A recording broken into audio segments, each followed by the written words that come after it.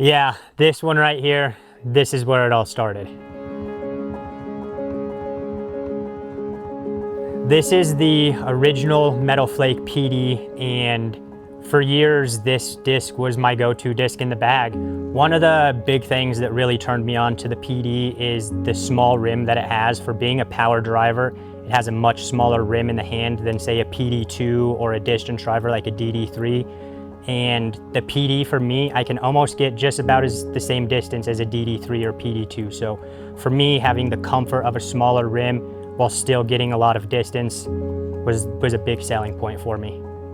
The one thing that caught my attention of the Metal Flake more than say a regular S-Line or a Champion was it felt a little bit more stable. I could put a little bit more torque, come over the top a little bit more and have it go straight, where the S-Lines would typically go a little bit too straight, turn over. So I like that the Metal Flakes would fight back to flat. December 1st, 2018, it was my brother's wedding, and UC Maresma and Erno, working for Discmania, pulled me aside at my brother's wedding, and we're happy with my first year on tour. And at that time, one of our touring players just left who had the signature disc of the Swirly PD, and I was like, man, like, I know the Discmaniacs love Swirly PDs, so that was my perfect opportunity to come in and get the Swirly PD as my signature disc. And this is that PD, my very first signature disc, the Lone Howl Swirly S-Line PD. Yeah, the first time I ever saw the Lone Howl 1 was just a dream come true. I feel like a lot of disc golfers have the dream of having their name on a signature series disc.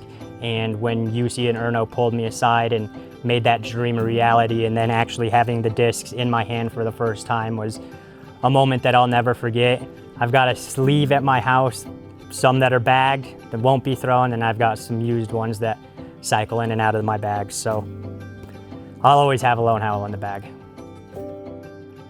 Starting off with the artwork, I worked with Manny Trujillo, and UC proposed the idea of some type of Celtic style wolf, and I wasn't really that familiar with it, and Manny started doing sketches and came out with this, and to this day, I think one of Discmania's better stamps that they've come out with. Of course, I might be a little biased, but nothing will ever compare to the OG Lone Howl.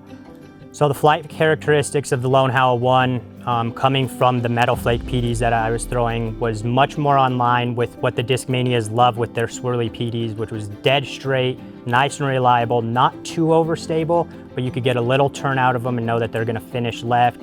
So distance-wise, I feel like I was able to get a little bit more distance out of the Lone Howl than a Metal Flake, just because it wasn't as overstable. It pushed a little bit straighter, because I feel like one thing that I'm known for is a long laser straight shot. So I like that I can come over the top on this Lone Howl, and it's not gonna turn over, it's not gonna be too overstable. And when I come over the top, it just goes laser straight, nice and low, not too high in the air. Going back to 2020 Waco, the Lone Howl was the disc that I threw to get 2 eagles on the back 9, where I just was able to throw them really high up in the air with a little bit of Anheuser and watch it hold, and at the very last second just finish back left, giving me that maximum distance to get those 2 eagles. So thanks to this disc, I was able to secure my first DGPT victory. With the popularity of the Lone Howl 1 and with how much I personally fell in love with it, it only seemed right to make a Lone Howl 2. With the Lone Howl 2, I kind of wanted to go in a different direction artwork-wise. I kind of had this vision in my head of a double-headed werewolf, as you can see, and Manny sent me a couple different iterations of it and sent me this version that came out just looking super mean, super scary, and this disc released right around Halloween time, so it just seemed fitting to have such a scary, mean creature coming out as the Lone Howl 2. Lone Howl 2s came out a little bit more overstable than the Lone Howl 1s. Didn't have quite the glide, and they finished a little bit harder to the left, but after a couple months of beating them in, they got that really nice, soft feeling plastic that the Lone Howl 1s had, and they came out to be really, really straight once you beat them in. The Lone Howl 2 is one that became a staple in my bag forehand-wise. I never really threw the Lone Howl 1 forehand just because I felt like it went a little bit straighter, where the Lone Howl 2 I was really able to hit hard and flat and I know it wouldn't roll over with my forehand. So with the release of the Lone Howl 1 and Lone Howl 2, and with the popularity that they both gained, has tremendously helped me stay on tour. Having a signature disc is a big part of my income throughout the years, so having a disc that has been well perceived by the public and people hitting me up saying, hey, when's the next Lone Howl coming up, is like been a really cool feeling, knowing that you guys are helping me stay out on the road and that I have a disc that's popular and that sells well. Like that's all that a touring pro wants, is to have a disc that people like and want to buy, and I'm glad that I stumbled upon this disc. One of the really cool things about the Lone Howl 2 was this was the last signature disc ever produced outside of Discmania. Discmania took over production and we decided it was time for something new.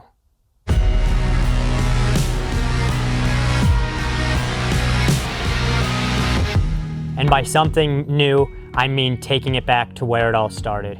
We've got the Lone Howl 3 in the Discmania made metal flake C-line plastic. First of all, I wanted to pay a little homage to the OG Lone Howl stamp. There was great feedback on it, so I kind of wanted to throw it back to that. So I had Manny Trujillo do Lone Howl 3, so the 3 heads, kind of very similar to the OG Lone Howl logo.